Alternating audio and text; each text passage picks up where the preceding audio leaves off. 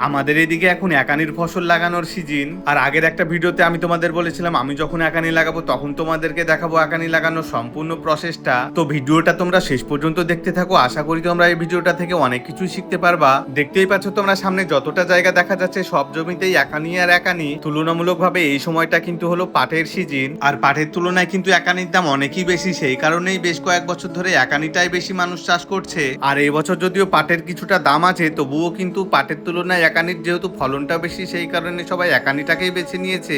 আমি যে জমিটা আজকে একানি লাগাবো এই জমিটা হলো 15 কাঠা। আর 15 কাঠা জমির জন্য আমি সার নিয়ে এসেছি 15 KG DOP, 30 KG phosphate, 3 KG অনুখাদ্য, 3 কেজি রিজেন আর 2 কেজি মতো ফরাটাক্স। এই সকল সারগুলোকে একসঙ্গে ভালো করে মিশিয়ে নেওয়ার পর কিন্তু জমিতে বুনে দিয়েছিলাম আমি। আর সারগুলো ভুয়ে বোনা হয়ে গেলে আমি অপেক্ষা করছিলাম এবার জমিটাকে ভালো করে ট্রাক্টর দিয়ে চাষ করে বেঁধে নিতে হবে। আর অনেকক্ষণ অপেক্ষা করার পর গাড়ি আসতে দেরি হয়ে আমি কিন্তু ফোন করেছিলাম দাদাকে। আর ফোন করার পর দাদা আমাকে যেটা বললো এটা শোনার জন্য তো আমি মোটেই প্রস্তুত ছিলাম না, কারণ আমি বাড়ি থেকেই প্ল্যান করে এসেছিলাম যে আজকে আমি সম্পূর্ণ একানি লাগিয়েই তারপরে বাড়ি যাব।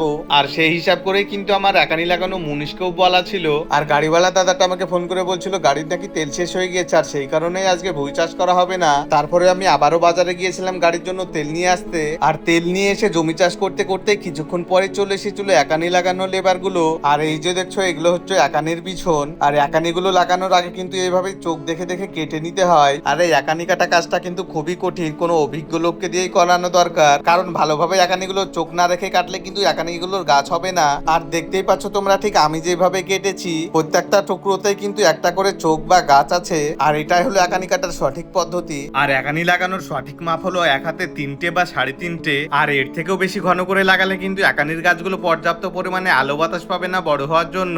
আর এখন দেখার বিষয় এটাই যে একানি গাছগুলো কতদিনে বাহাল হয়। আজকের মতো এইটুকু, দেখা হচ্ছে আবার পরবর্তী কোনো ভিডিওতে।